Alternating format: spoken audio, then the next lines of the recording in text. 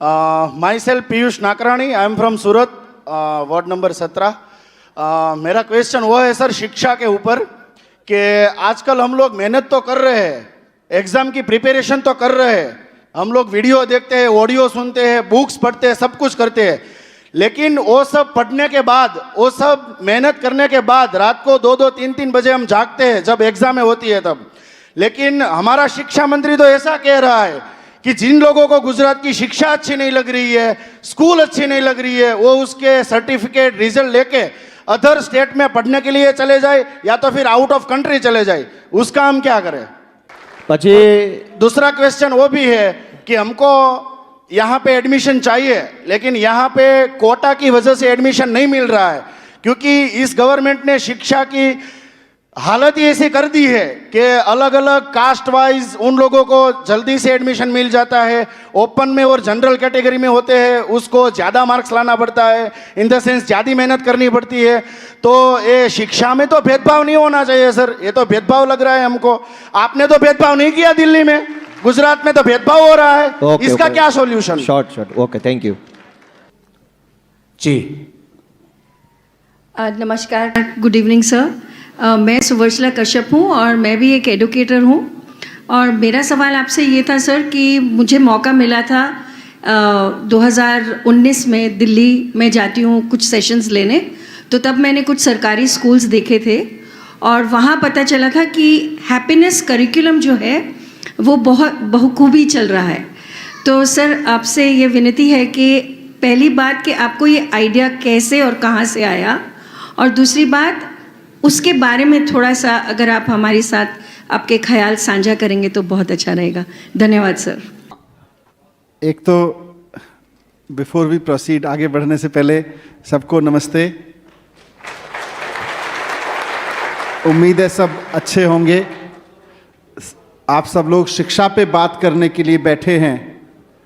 मुझे लगता है कोई हमसे पूछे कि आम आदमी पार्टी के आने के बाद देश की राजनीति में क्या बदला है, ये बदला है कि आज इस देश में हजारों लोग एक हॉल में बैठ के शिक्षा पे, राजनीति से कैसे शिक्षा ठीक की जाए इस पे बात करने लगे। आम आदमी पार्टी से पहले ये हो नहीं सकता था, कोई कल्पना नहीं कर सकता था। तो ये बड़ा बदलाव आया है। मैं बड़ौदा की इस धरती पर, सयाजीराव गायकवाड़ की धरती पर 100 साल पहले जिन्होंने शिक्षा को कंपलसरी कानून बनाया और बाबा साहब जैसे व्यक्तित्व को आगे बढ़ाया, उसकी धरती पर आकर मुझे सौभाग्य मिला है। एक हम इस संवाद को करेंगे, इसमें ज़्यादा मैं आपसे अपेक्षा रख रहा हूँ कि आप गुजरात की शिक्षा के बारे में कोई कमेंट करना चाहें या मेरे से आपका कोई ऐसा सवाल या ख्याल हो, आप शेयर कर सकते हैं। एक विनती करूँगा, अगर मेरे से सवाल है तो मुझ गरीब का थोड़ा ध्यान रखिएगा।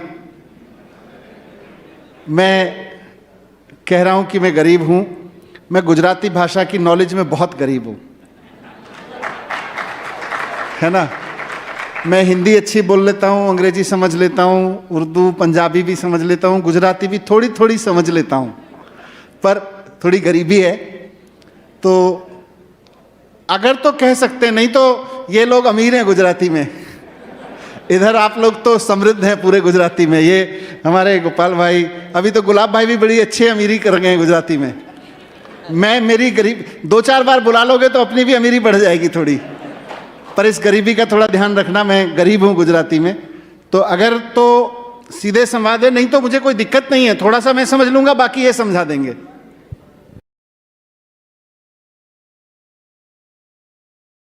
तो ये बच्चा आगे बढ़े, नौकरी ढूंढने वाला नहीं, नौकरी देने वाला बने। तो इस तरह की जब चीज़ें दिल्ली में चल रही हैं तो उसका बड़ा असर पड़ा देश भर से। मिलेनिया ट्रंप अगर जब दिल्ली आई तो उन्होंने भी कहा मुझे हैप्पीनेस क्लास देखनी है। आज हमारे एंटरप्रेन्योरशिप के पढ़ने वाले बच्चे सीधे बड़ी बड़ी यूनिवर्सिटीज़ में एडमिशन ले रहे हैं, बड़ी बड़ी यूनिवर्सिटियाँ उनको बिना कॉम्पिटिशन के एडमिशन दे रही हैं। तो ये बात मैंने थोड़ी सी दिल्ली की। अब मेरा मन है थोड़ा सा मैं गुजरात की भी बात करूँ। गुजरात में मैं, क्योंकि आम आदमी पार्टी है तो एजुकेशन की बात करती है। हमारे दोनों भाइयों ने, मित्रों ने, सबने, जितने पार्टी के लोग बैठे हैं, इन्होंने गुजरात में जब एजुकेशन की बात करनी शुरू की और मुख्यमंत्री अरविंद केजरीवाल जी ने यहाँ के एजुकेशन का मुद्दा उठाया तो यहाँ के मुख्यमंत्री और शिक्षा मंत्री दोनों कहने लगे गुजरात की एजुकेशन बड़ी शानदार है, आपको पता ही नहीं है गुजरात की एजुकेशन कैसी है। मैंने सोचा यार 27 साल से भारतीय जनता पार्टी सत्ता में है तो कुछ तो किया ही होगा। अब हमारे मित्र बोले जी कम किया है। मैंने कहा यार नहीं, मैं डर रहा था आते हुए गुजरात पहली बार जब आया स्कूल देखने, तो 12 अप्रैल को इन लोगों के आग्रह पे कि आप नहीं जानते हैं, मेरे मन में, मैं सही बताऊं, मुझे लग रहा था कि यार 27 साल से भारतीय जनता पार्टी गुजरात की सत्ता में लगातार है, तो स्कूल को कुछ तो उठाया ही होगा।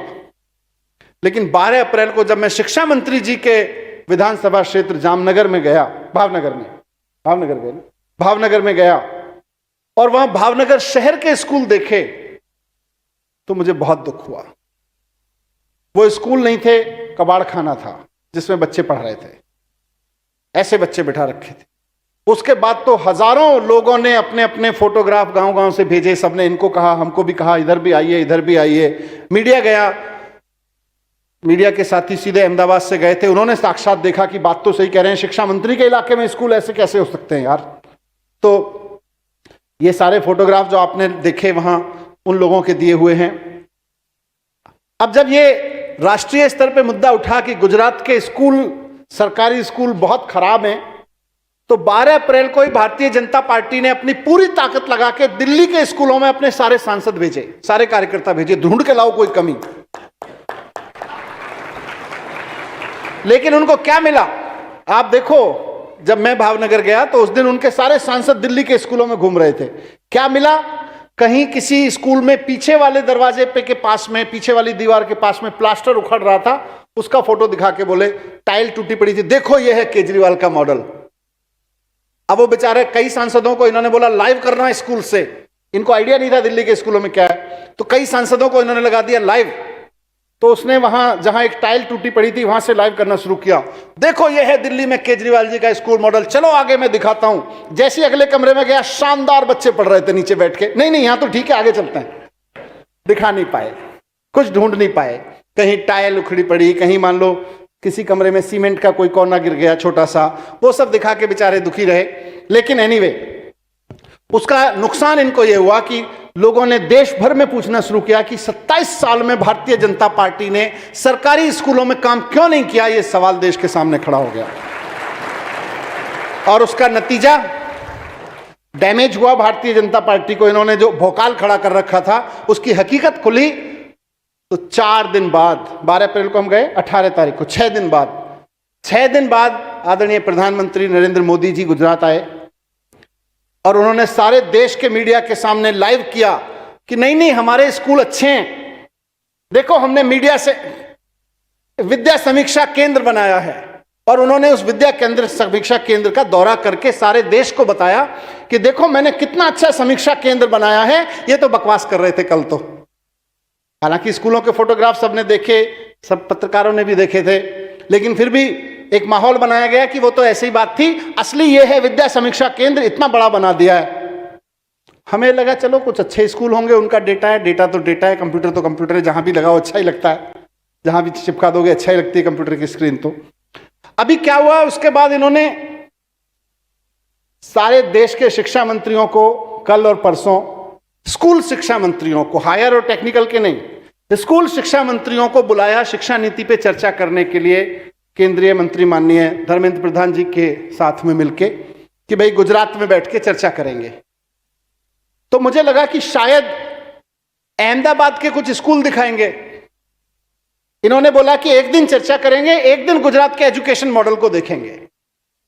फिर मैंने सोचा कि यार अहमदाबाद में तो 2-4 स्कूल हो सकता है होंगे ही अच्छे, पर मित्रों मैं आपको बहुत अथॉरिटी के साथ बताना चाहता हूं, डेटा सेंटर तो दिखाया उन्होंने, लेकिन सारे देश के सारे शिक्षा मंत्रियों को बुलाया, शिक्षा अधिकारियों को बुलाया, जो एजुकेशन सेक्रेटरी हैं, एजुकेशन डायरेक्टर हैं, उस लेवल के अधिकारियों को बुलाया, लेकिन एक भी स्कूल नहीं दिखाया।